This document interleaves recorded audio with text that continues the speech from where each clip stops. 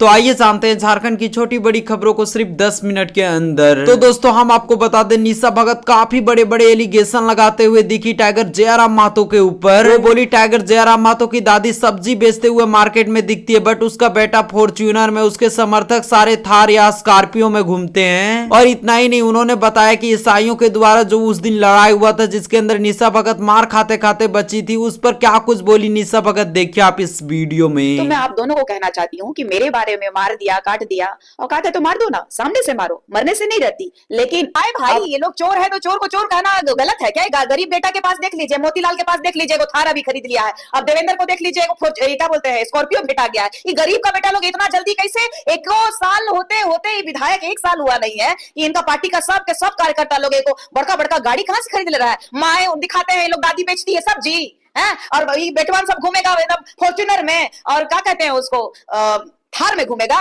बड़का बड़का बोली बतियाएगा, जनता को गुमराह करेगा। यहाँ का जनता बुड़बक है का?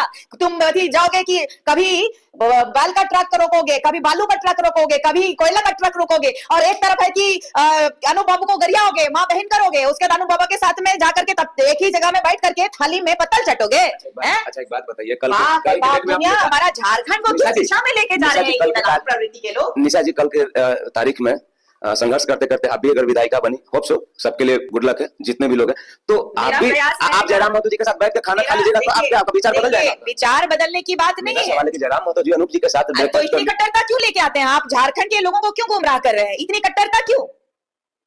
इतनी कट्टरता क्यों? आप इलेक्शन के मोड पे देख लीजिए, जाकर के गाड़ी रोक दिए थे, ऐसा जैसे कि एक दूसरे को ताना तानी हो गया था, गोली चल देने की बात हो आ गई थी। ऐसा क्या हो गया? मंडवाली कर लिए हम लोग, वहां पे जाके भोग करके आ रहे हैं। यहाँ पे मंच में बड़ा बड़ा भाषण दिए थे, उनके चलते एगो केस हो गया था।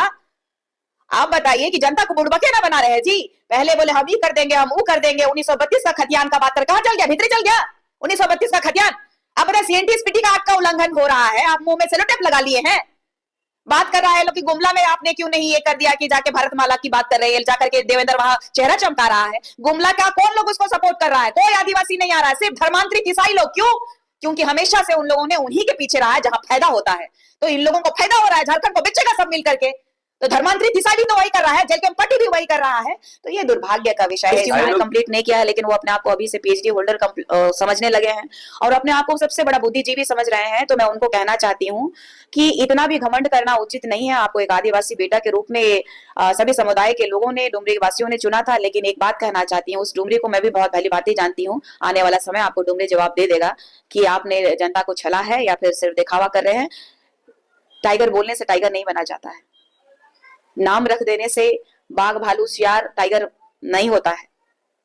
एक ही बात कहना चाहती हूँ, टाइगर तो प्यार का प्रीफिक्स है ना, वो तो डुल्लू महतो भी लिखते हैं। अपने लोगों को ठगना बंद करिए। आप अपना नाम के आगे टाइगर लिख दीजिएगा, अगर आप शेर नहीं लिख देंगे तो बोलबे ना करेगा लोग। मेरी मम्मी पैसे टाइगर बुला सकती है हमको। हाँ, टाइगर बुला सकती है, लेकिन आप अपना पूरा का पूरा देख लीजिए ना, आज से नहीं। उनका नाम क्या है और वो सोशल मीडिया में क्या दिखाते हैं, वो सब के सब चोचलेबाजी है। सोशल मीडिया में तमके जो चल रहे हैं इनके, वही चल रहा है। और मुझे जहां तक लगता है कि जो जेल कैंप के लोग हैं, अपने आप को जो सुपर हीरो समझ रहे हैं, थोड़ा सा संविधान पढ़ लो, जान लो कि आदिवासी कौन होते हैं, आदिवासी कौन है, उसके बाद आदिवासी बनने की चाहत रखना। लुकुर कमेटी में कभी फिट नहीं बैठे थे, ना आप बैठोगे, ना 2004 में, ना 2015 में। आप एंटी कुर्मी है, आप एंटी कुर्मी के क्या है? टीआरआई ने कहा है 2000, आप देख लीजिए कि 2004 में और 2015 में टीआरआई बोलते हैं। आप एंटी कुर्मी के क्या है? आप क्या है? निशा जी क्या है? मैं एक आदिवासी बेची हूँ और रूढ़िवादी परंपरा को मानने वाली उस परिवार और एक और नाम मिला है आपको, एंटी कुर्मी।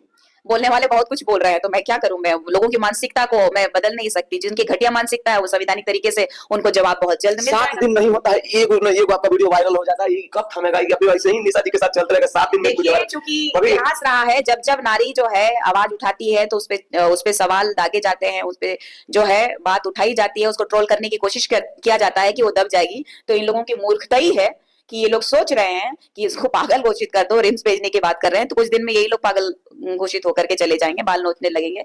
मुझे जहां तक लगता है कि किसी की बहन बेटी को कुछ बोलने से पहले अपने घर में, अपने गिरबान में झांकना चाहिए। जो लड़का जो बोल रहा है, तो क्या उनकी माँ उनको नहीं जानी? कल के डेट में नेता बनिएगा, नेता ही नहीं बनिएगा तो कुर्मी का वोट आपको नहीं चाहिए निशा जी। देखिए, ऐसा है ना कि कुर्मी समुदाय से चुनाव लड़ने का परिणाम क्या हुआ था वो आपने देख लिया है। वो तो हम यूथ कांग्रेस का चुनाव लड़े थे तो 17,000 वोट आया था और 1500 में सिमट गया जेल कैंप में। हमको तो पहले ही समाज कह दिया था कि जेल कैंप और कुर्मी समुदाय के लोगों के बारे में हमारे समुदाय के लोग पहले ही कहे थे कि ये लोग टाइगर नहीं है, ये लोग ना सीआर है, सीआर। ये लोग सीआर है पहले ही कह दिया था इन लोगों ने, लेकिन हमने सोचा कि सब लोग समुदाय के लोग जो है एक भाई बहन है, हम लोगों को झारखंड के परिप्रेक्ष्य में लड़ना है, लेकिन बाद में पता चला ये लोग कि सच में ये लोग सीआर पार्टी में मैं रही हूँ, मैंने बहुत करीब से देखा है, और आप ही नहीं, मैं नहीं। तो डोनेशन से भी तो गाड़ी आ सकता है। एक बात बता दीजिए, विधायक की सैलरी कितनी है? 2.25 लाख। कितना परसेंट वो विधायक दे दिए जनता को? 75% बांटते हैं। 75% बांट दिए। गाड़ी अपना पेट्रोल से चलता है कि वो भी मानते हैं? उनको मिलता है ना पेट्रोल। ठीक है, मिलता है, खाए भी मिलता है, उनका पूरा सिस्टम चलता है उनका 75% बचने के बाद। जब माँ उनका बेच रही है लकड़ी, जब दादी नानी उनका बेच रही है साग पात, तो आप बताइए ये लाविश जो जीवन वो व्यतीत कर रहे हैं, जो लगातार जो मीडिया में दिखा रहा है कि ई बालू माफिया, वो कोयला माफिया, और वो देख लीजिए कि ये लोग तो छात्र लोगों को भी नहीं छोड़ा, मेडिकल काउंसिल वाला लोगों के यहाँ भी जाकर के धांधली कर लिया। अब देखिए कहाँ कहाँ ये लोग बदनाम नहीं हुआ है, देख लीजिए कौन काम ये लोग बोला और किया है, अभी तक कौन प्रेशर कर पाया है। ये लोग सिर्फ और सिर्फ इस सरकार का बी टीम का रूप में काम कर रहा है। ये हेमंत बाबू का कहा जाए तो बी टीम जेल कैंप क्रिएट किया गया है। आप देख लीजिए ये धर्मांतरित ईसाई जो लगातार 2 लोगों को सपोर्टिव कर रहा है, ये झारखंड में जेल कैंप पार्टी का पिछलग्गू है, और देख लीजिए जेएमएम का। तो ये लगा कि आज तक हमारा झारखंड में डेवलपमेंट हम तक क्यों नहीं पहुंच पाया, क्योंकि हमारे ही बीच के धर्मांतरितों के दलालों की वजह से नहीं पहुंच पाए।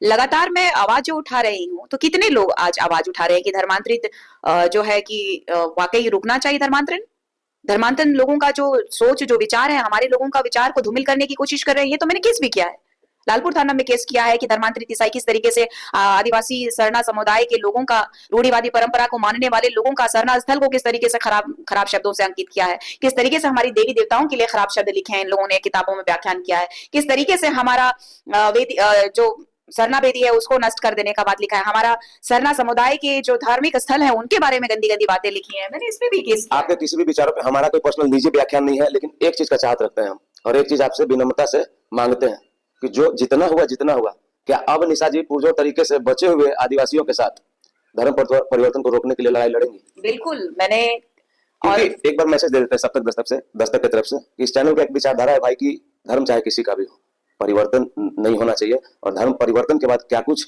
मिलता है जीवन में, दुर्गति क्या होता है, किसी भी धर्म की बात कर रहा हूं मैं, तो उसका पीड़ा आप रिसर्च करोगे तो दिखेगा। चलिए, एक मैसेज हो गया। तो हमारा किसी भी विचार पर कोई व्याख्यान नहीं है, लेकिन आप बताइए कि आप लड़ रही हैं कि आप आदिवासी ईसाई नहीं बने। देखिए, चूंकि इस भारत देश में सभी को अपने धर्म को मानने की आजादी है, आप स्वेच्छा से जाइए, हम किसी को मना नहीं कर रहे, लेकिन हमारे आस्था, हमारे समुदाय को आप ठेस पहुंचाएंगे तो मैं इस पे बोलूंगी। और केंद्रीय सरना समिति जो कि धर्मांतरण के खिलाफ पंखराज बाबा कार्तिक उरांव जी, जो कि आदिवासी अस्मिता, जब बात होती है आदिवासी अस्मिता की, चाहे धर्मांतरण की, चाहे राजनीतिक उपेक्षा की बात कीजिए, तो बाबा कार्तिक उरांव जी का नाम प्रखरता से लिया जाता है।